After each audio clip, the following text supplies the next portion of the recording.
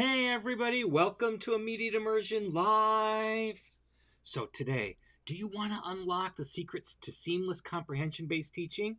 In this live session, we're breaking down the exact steps to seamlessly switch to comprehension-based teaching, uncovering powerful strategies that will make your lessons more engaging and effective than ever before. Stick around to unlock the secrets to boosting your student comprehension and retention. My name is Scott, and you're watching Immediate Immersion Live, where we're all about comprehension-based instruction in the modern language classroom. Stay tuned. We'll be right back.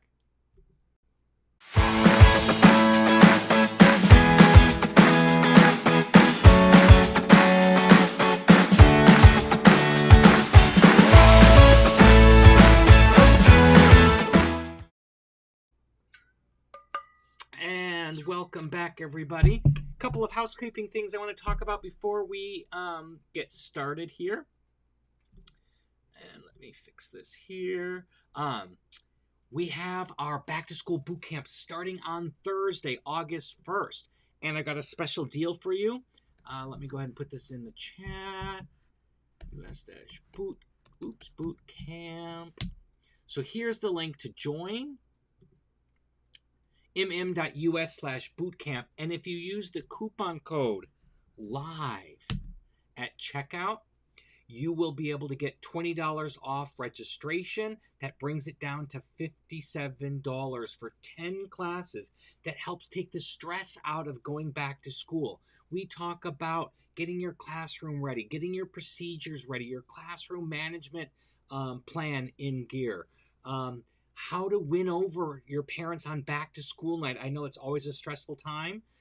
So back to school night, we're going to talk about how to knock it out of the park. Plus, I'm going to give you first day lesson plans, first week lesson plans, first month lesson plans, and beyond. Plus a lot more things we'll be talking about. So if that's something you're interested in, go to mm.us/bootcamp so that you can register. Use the coupon code LIVE and get yourself $20 off. We start on August 1st at 5 p.m. Pacific, 8 p.m. Eastern. But if you can't make it live, you will have access to all of the recordings, all of the replays for 1 full year. So go ahead and take advantage of that. Also, if you've been here before, you know the drill. Go ahead and type in hashtag live if you're watching live today, and type in hashtag replay if you're watching on the replay. Let us know what language that you teach, where you teach, what city you teach, so we know where everybody's coming from. And if you have any questions, feel free to put them in the chat if you're watching live, or put them in the comments below if you are watching on the replay. With that, we'll go ahead and get started. Let me get this off the screen. And I don't know about you. Oh my gosh, I go back to school on the 8th. So the 8th is starting my pre-work. I'm going into a new school this year. I switched back from middle school. I went back to high school. So I'll be starting high school on the 8th. So I've got my 2 days of orientation coming up on the 8th and 9th. And then on the, what is it, the 8, 9, 10, 11, the 12th, we come back for 2 in-service days, and the kids will be back on the 14th. So I'm excited to be back in high school and see how that all goes. So I don't know about you. I know some people are going back to school next week. I know my old school and my friends will be going back to school the week before I do. So they will start this Monday. They're going to go back. So everybody's getting ready to start, at least in California. We're starting early. So if you are starting early, let us know with a hashtag early in the comments. If you are getting to start later in September, put in hashtag September for those of you who get another extra month off. Okay, so let's go ahead and get started with today's topic. We're talking about transitioning to comprehensible input. And how can we do that the easiest, least stressful way? Because whenever you do something new, change can always be hard.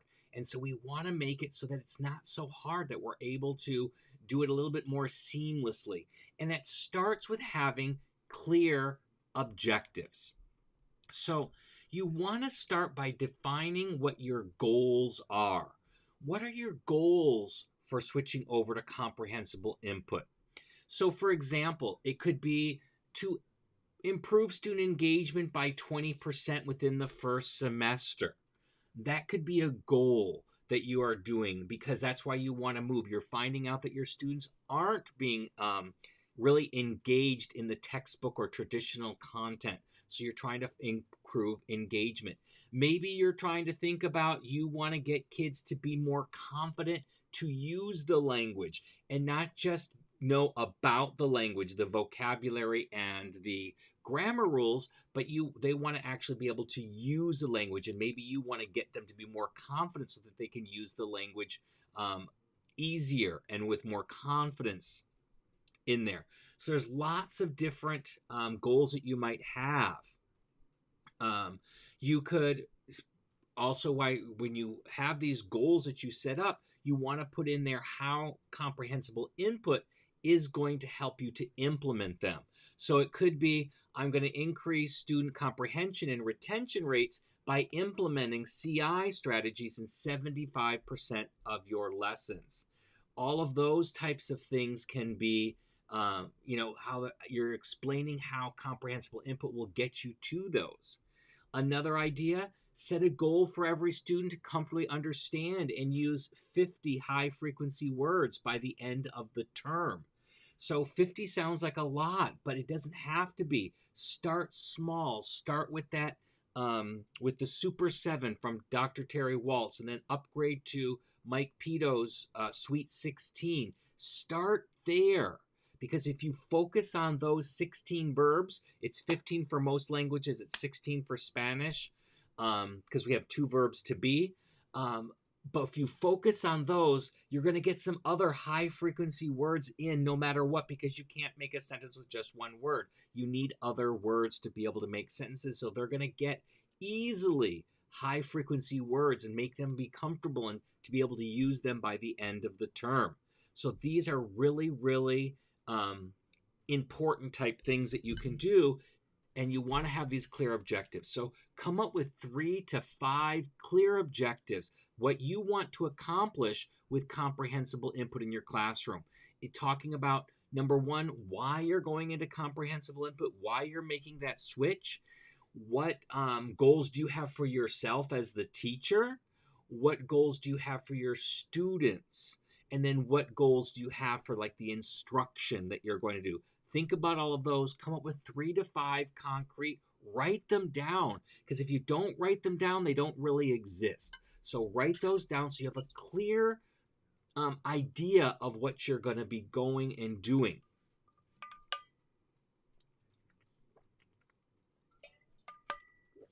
Next. And let me get to my screen so I can switch. We need to come up with a detailed action plan to actually implement what we're saying in our objectives so that we can get to our objectives. So our objectives is like planning backwards, like we do for lesson planning. You start with where you want to be, those are the objectives, and then we need to come up with a plan to get there. So we start by assessing our current practices.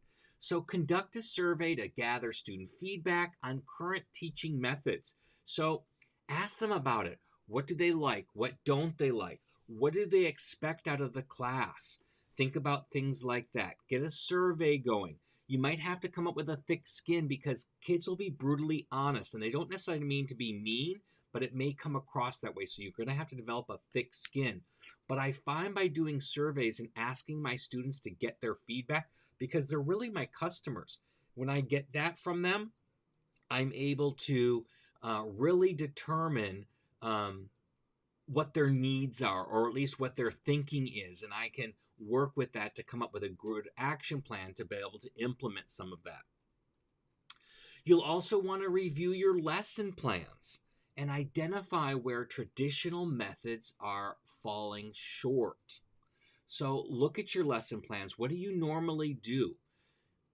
Figure out what is wrong with those. Where are students lacking with those lesson plans? What things aren't happening that you want to happen as a result of that lesson plan? Figure that out and write down some things where you can improve upon that using CI methods. So again, you're going to go through your lesson plan. You're going to analyze it. You're going to say, okay, In my normal lesson plan, we ask personalized questions about these 20 vocabulary items from the chapter in the book. The problem is that kids don't recall these. They don't remember them. They don't engage with this vocabulary. And so they're not very engaged, and it goes in one ear and out the other. And when they have an assessment based on that vocabulary, they're not performing well. So there you analyze something in your previous lesson plan, and now you need to figure out what can you do that uses comprehensible input to help improve that outcome. So first of all, I would reduce the vocabulary. If I'm doing a chapter, I'm going to look for the most high frequency vocabulary from that chapter and work with that. And then I'm going to find ways to engage my students.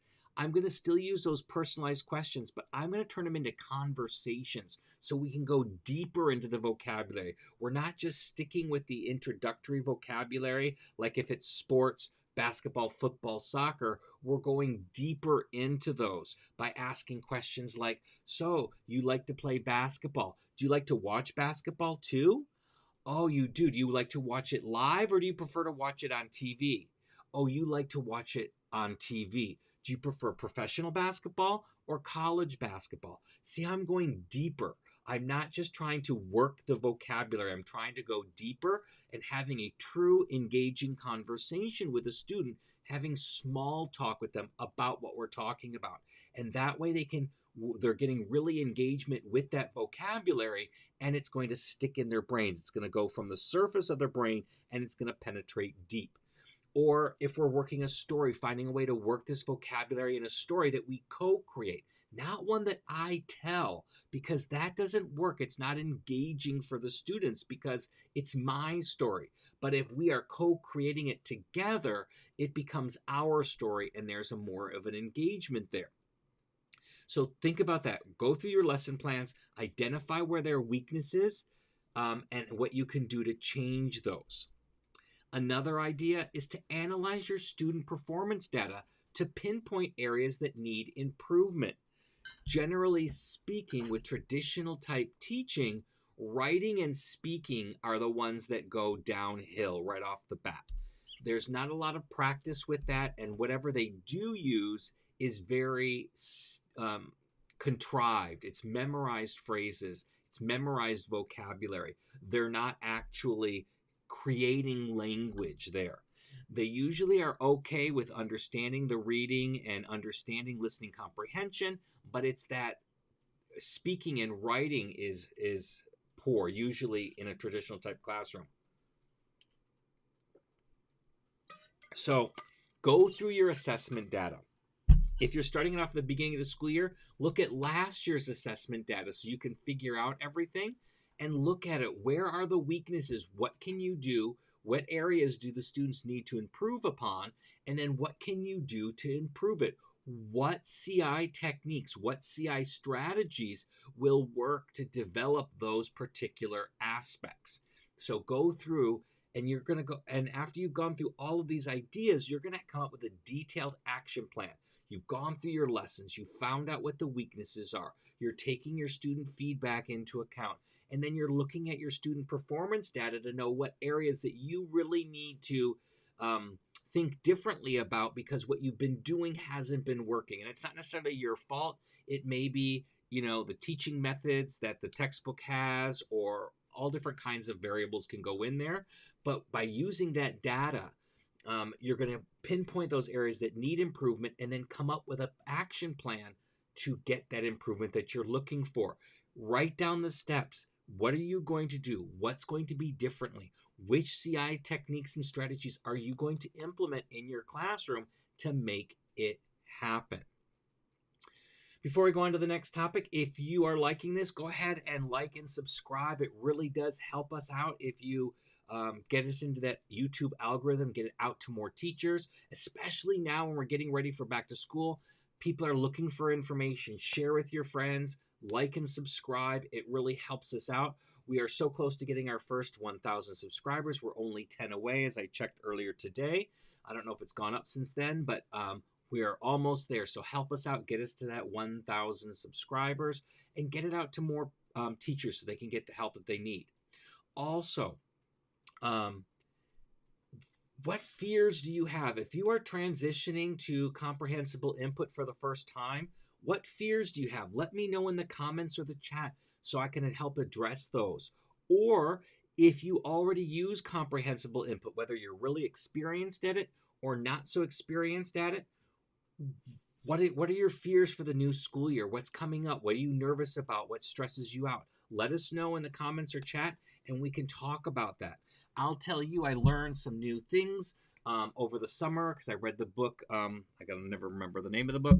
It is called The Fastest Way to Fluency, TPRS 2.0. This book, we did a book club on that book, and it was really intriguing because one of the biggest changes that they talk about implement is using more output, having students talk more. And I didn't really, it goes against what Stephen Krashen talks about, but I see the value in it and what's happening.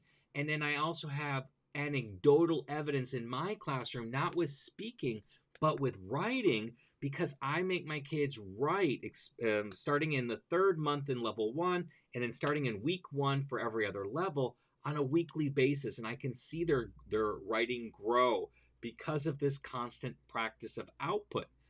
And the same thing is supposed to happen when you have them do oral output. They gain confidence to be able to speak in the language in the proper tenses and the proper forms. So I'm kind of nervous about trying this out because I've always been under the belief it's comprehensible input, input, input, input, input, and very little output, output, output, output, output.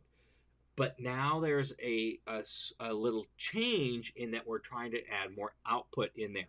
So I'm kind of nervous about that. That's what I'm nervous about. So share what you're going to be nervous about in the comments or chat, and we can talk about that and have a conversation. Next up is implement gradually. So you want to prioritize those key areas for change. So for example, you can focus on integrating comprehensible techniques into vocabulary acquisition. So what are those? Sorry, really thirsty. So what are those about? So one of the things I do, and it's a very good CI strategy, is to use TPR or actions and gestures and associate that with key vocabulary. So I do that all the time, especially with my Sweet 16. I have actions and gestures for each and every verb so that I can teach them that way. So I use that TPR. And if you're not familiar with TPR, that's total physical response. We kind of modify it. I don't do commands. I do statements instead, but I start off with the classic TPR where I'm associating the word with the action. I say the word, I do the action, my kids then do the action in response. And then when I feel that my students are confident in that, then I will say the words, and then I'll wait a moment or two before I do the action to see if my kids can do the action without my help. When I see that they're confident there, then I'm going to do the final step, which is I'm going to not do any of my actions at all. I'm going to say the words, and then I'm going to look at out to my students, and they're going to do the actions. And then when they feel that they're confident there, then I can put them in statements, and I can have kids like do things with the words. So I'll put them in sentences and have the kids act those things out. So that's one way to introduce vocabulary. Another way, as I said, I use them in deep conversations. I ask questions about the vocabulary that we're working on, but I'm going deeper. I'm not just asking everybody if they have a pencil. That's boring. I'm going deeper in there, in those questions, and that helps them when we're doing a lot of repetition. We're going deeper in there. It's not we're trying to get to every student. We're trying to have deep conversations about vocabulary. That helps get that vocabulary stuck in students' heads. The other thing that could happen is once you do that, you implementing them into stories is another way to get them in there. So thinking about how are you going to teach vocabulary and what CI strategies work best for doing that.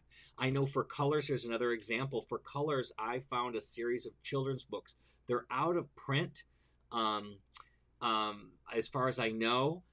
but I have them already so I can teach from them. They're in Spanish, but in English it is the blue turtle, the green bear, the red rhinoceros, and the yellow hippopotamus. And so my focus with teaching these books, because I'll read these to my students like kindergarten teachers do, I'm not going to read the text in the book. I'm just going to talk about the animals and the colors. And there are a few other animals in there, but those 4 animals are the main characters. They'll learn cat and dog and rabbit, I think, is there. I think there's a snake in one of them there. But I focus on the main animals and the colors. And I ask questions about it going on. And I can teach that for a whole class, if not 2 classes. And then after 4 weeks, so every Friday I read one of these books. After 4 weeks, colors are taught. And as a byproduct, they learn those 4 main animals: hippopotamus, rhinoceros, bear, and turtle. I don't really care if they learn those, but the colors, I don't have to teach the colors because I found books that really incorporate colors in, and I can use those books to teach the colors without explicitly teaching them, without doing gestures for them, without integrating them into a story that we co-create. It's just from reading here, they learn the colors easily. At least the Crayola 8 that I like to call them. Next, you want to develop a plan to shift from grammar drills to storytelling, because grammar drills never ever work. Krashen says you only grammar. The editor comes into play. The monitor, he calls it, only comes into play when 1, you are aware that a rule exists, 2, that you know the rule, and 3, that you have the time to apply that rule. And in real life, that doesn't really happen very often. When you are working with grammar drills and grammar rules and vocabulary memorization, that all sits here on the surface of the brain, and it doesn't come out when they need to actually be able to speak or write. It's right here at the surface level. We need it to permeate deep into the brain. And how do we do that?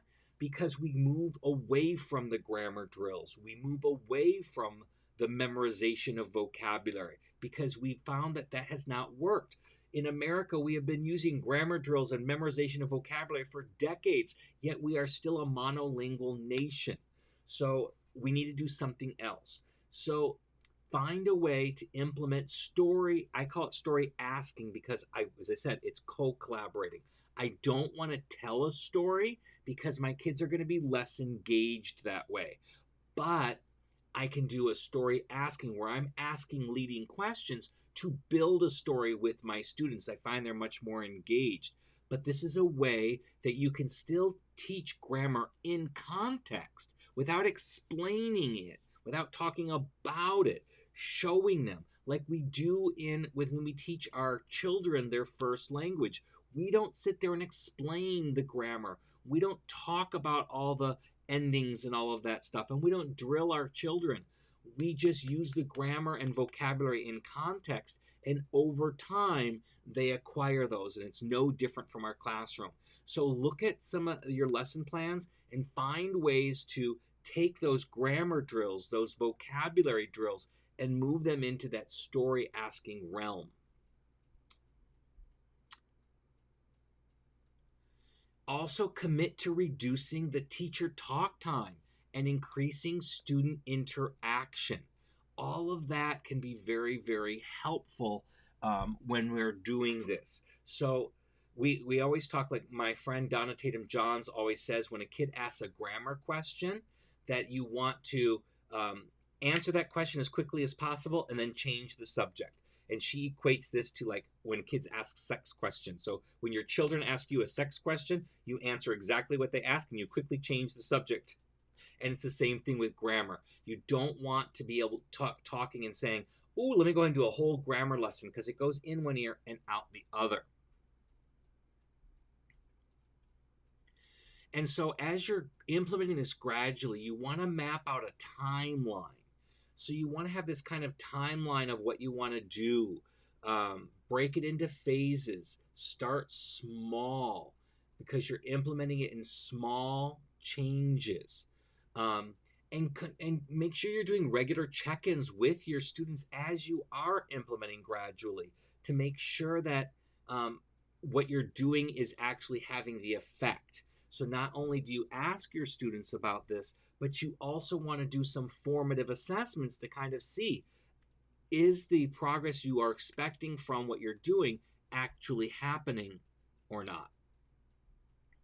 You can also set those milestones for integrating the new strategies, such as full comprehensible implementation by mid-semester, or maybe you're going to be a little longer than that.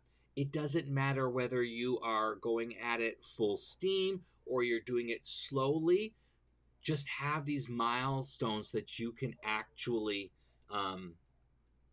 you have, progress points that you can check, and check that you're hitting those. You want to also look for, as you're implementing gradually, those resources and tools that can help you. So you can watch YouTube videos on Immediate Immersion's YouTube channel. We've got tons of videos to help you with that. You can search other people's YouTube videos to see what they have. You can look at Blaine Ray and see what he's doing in his classroom with that. You can look for books like The Fastest Way to Fluency.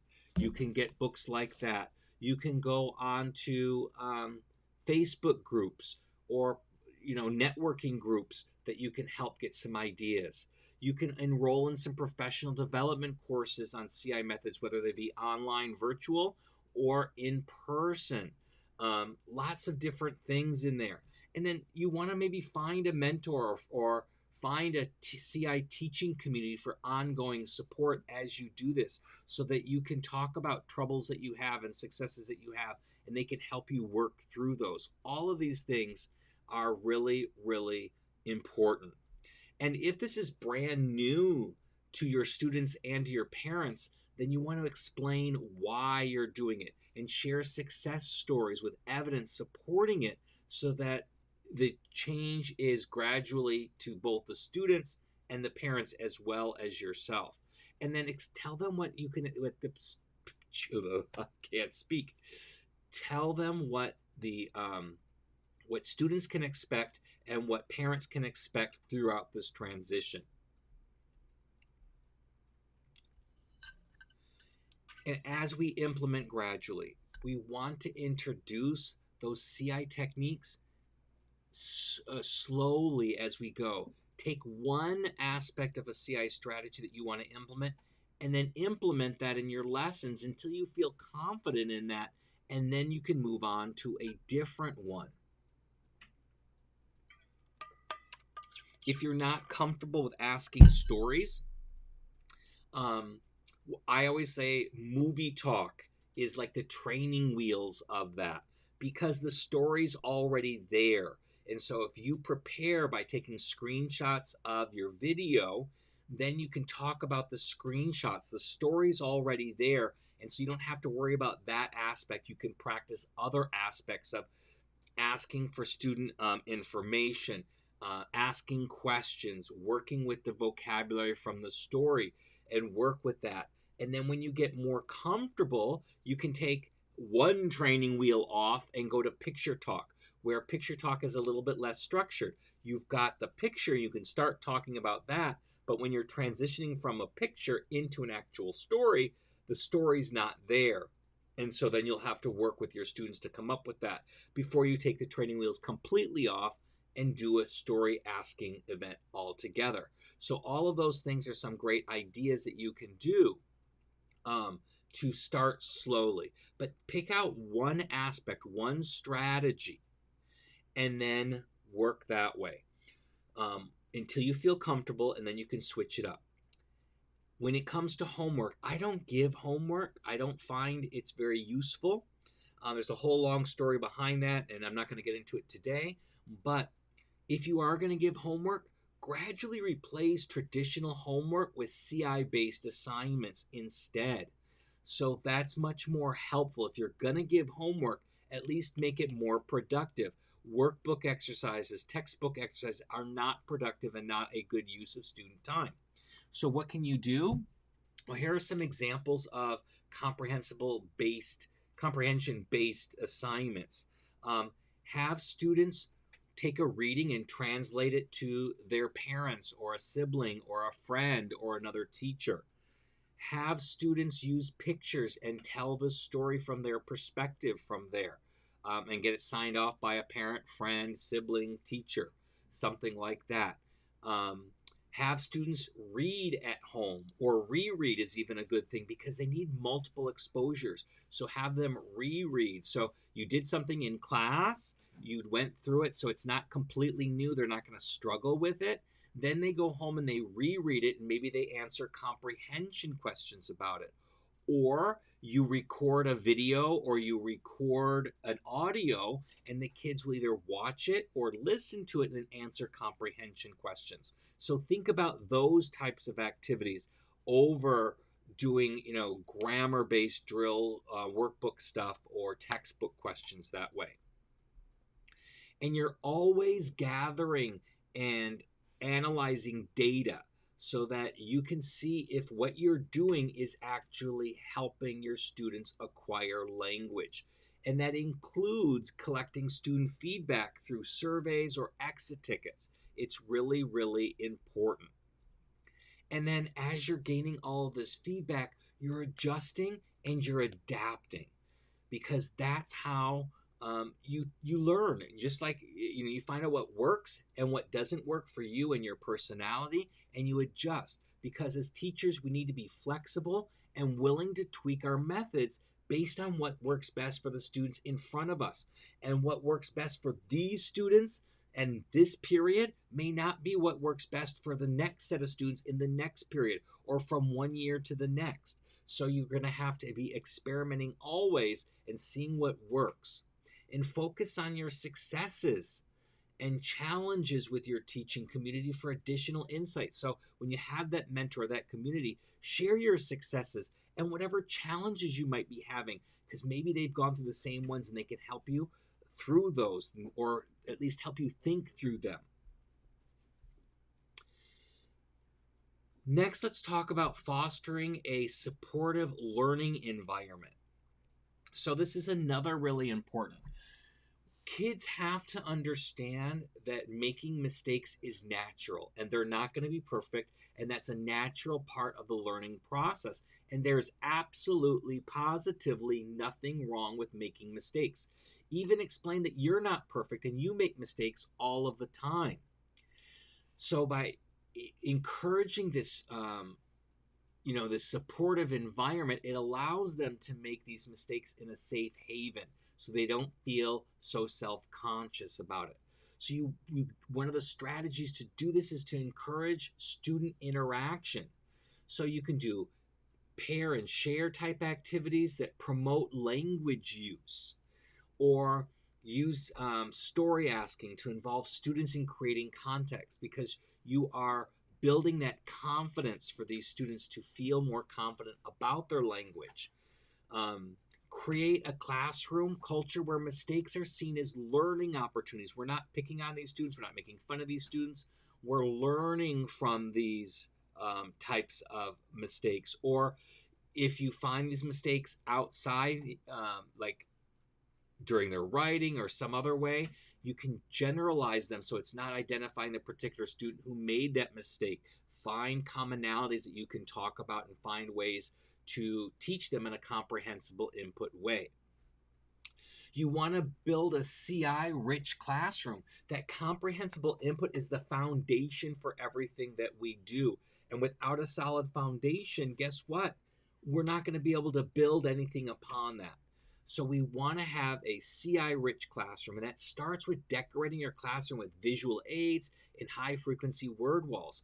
I have my question word posters on the board.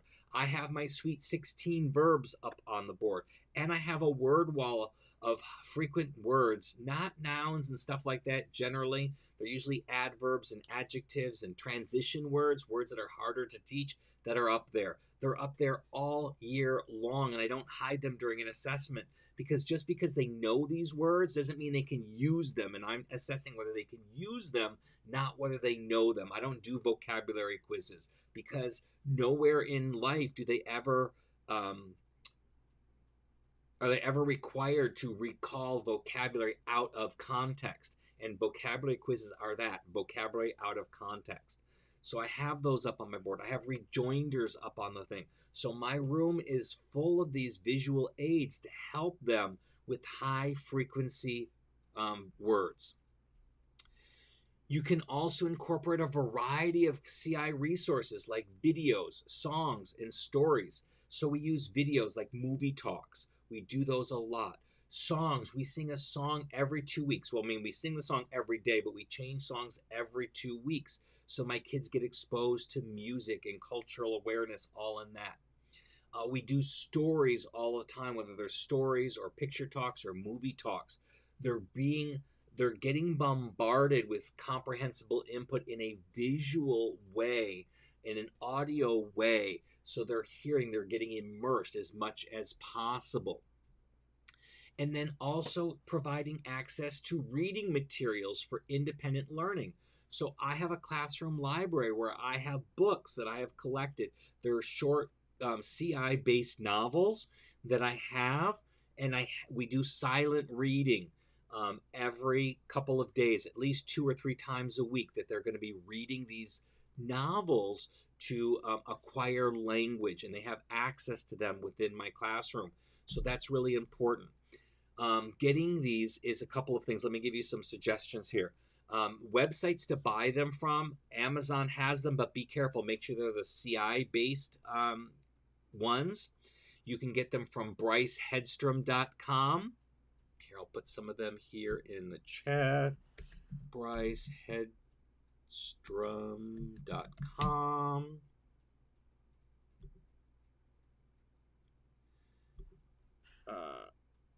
FluencyMatters.com.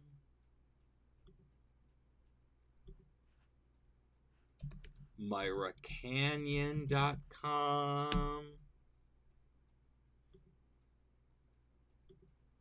And TPRSBooks.com. Those are my main ones that I go to. But how do you get them? We used to use thing called, now what's it called? Haven't used it in a while. It escapes me. Choose. I forgot. Choose something. I forgot what it is. But it was cumbersome, and they took a lot of fees out of it. It's an organization that is not, that helps come up with lists. You come up with lists, and helps at choose.org. I forgot what it's called. I apologize. My memory, I'm getting older. But if anybody knows it, put it in the comments or the chat so someone else can benefit from that, because I completely forgot. I'll do research when we're done, and I'll see what I can find. And there it is. I just remembered it. DonorsChoose.org. That's the one. So let me put that in the chat. I knew if I tried there. So we used to use that one, and it's very cumbersome to use. It's a great organization. I'm not knocking it, but it's very cumbersome in that you make a list of something. When you start out, you're very limited to where you can source your list from. I think it's only Amazon to start with. And then you have to market it out there, get it out there to get donations to add to that, and people donate to it, kind of like, crowdsourcing, things that people are familiar with, those types of things. And then they can, when it's fully funded, then they send out the package, and then you write thank you letters, and then you send those out to the people who donated.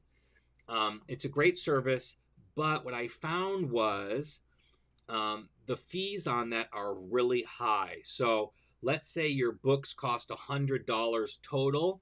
The goal then will be $250. They're going to collect their $100 fee out of that. So you have to get $250 to get $100 worth of books.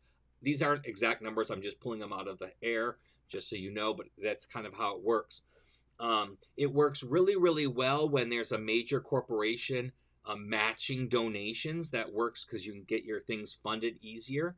But what I found works best, and I've done it for the past couple of years, is I create an Amazon wish list of books that I want.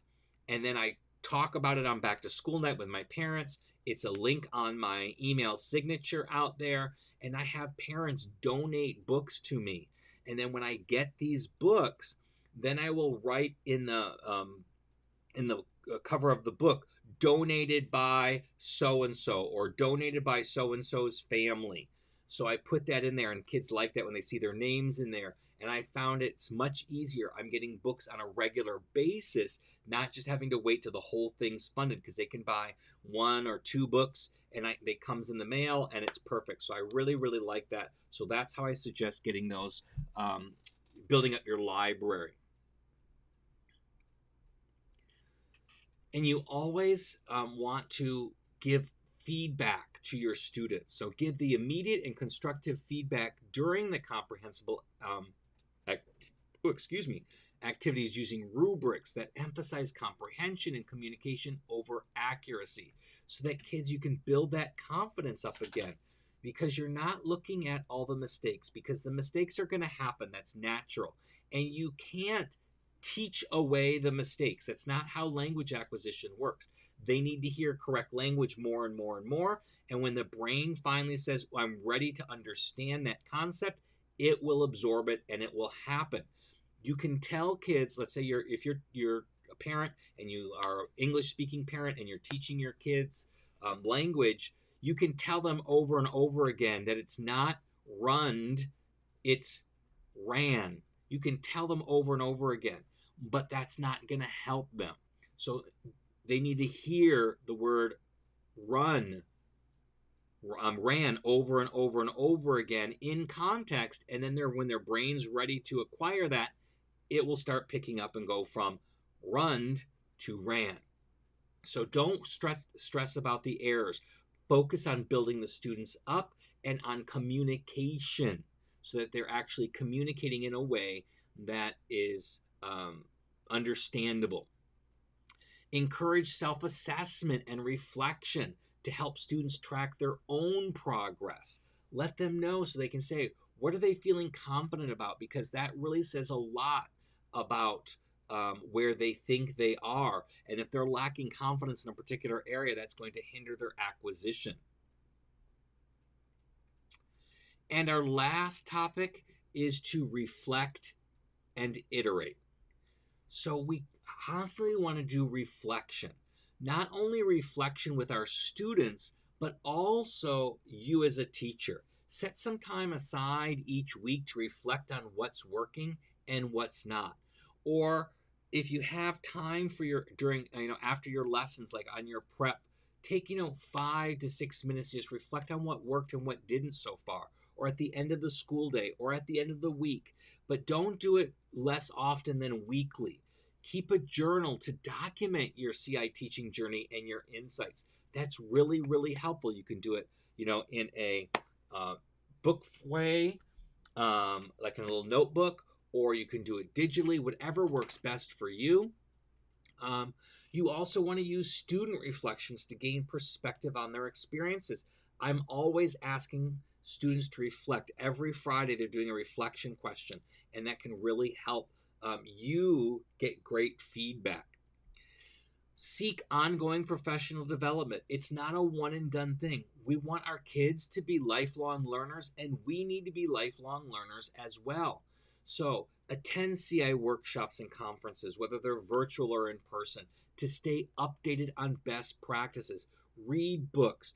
Talk with other teachers and practitioners to get new ideas. Don't stay stuck. Don't stay stagnant. Find ways to learn new skills and practice those skills. Participate in webinars and online courses focused on CI. There's lots of them. We offer them in immediate immersion. We have a monthly webinar that we do. We have our webinar club where you get access to all of our webinars, past and future, for a monthly or annual fee. There are other places that you can get training as well. Just find training and use it so that you can do that. Join those teacher and social media groups.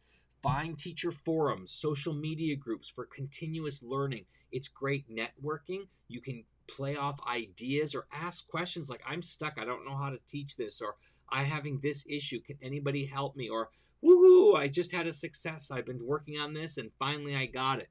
Those types of things. Celebrate. And then iterate. You always are changing what you're doing based on feedback. You've got feedback from yourself as you realize what went well and what didn't go well in your lesson. Feedback from students, at the end of the week, at the end of a term, and also your formative assessments and your other assessments. You're getting feedback there. What's working? Where are your students' strengths? Where are their weaknesses? What can you do to help fix this? And then you can adjust your action plan based on these reflections and feedback so that you're changing. And then when you're making these changes, you need to set new goals and milestones for this continuous improvement. And so by doing all of these things, you're going to be well on your way to transforming your teaching and creating a more comprehension-based classroom. And the key is to start small and stay flexible and keep your eyes on the ultimate goal of enhancing student engagement and language acquisition. I know you can do it. Let's make it happen. With that, let me know again. Are you watching live with a hashtag live? Are you watching it on the replay? Let me know any questions or comments or fears or stressors that you have for the upcoming school year. And remember, we've got our boot camp coming up. Use the coupon code LIVE, L-I-V-E, as you check out to get $20 off at mm.us/bootcamp. It's a special coupon just for those who watch this video. I'm not sharing it out publicly. So I greatly appreciate, again, if you found any of this information useful, please like and subscribe. Hit that notification bell. Share it with your teacher friends who you think might be able to help. It will really help us get the information out there and help everybody start back to school in a great way. Next week, what are we talking about? We're going to be moving our time because I'm changing schools and I no longer will be able to get here this early. So we're going to go to 5 p.m. starting in August. So next week, 5 p.m., we will be on here. Tuesday, 5 p.m. Pacific, 8 p.m. Eastern.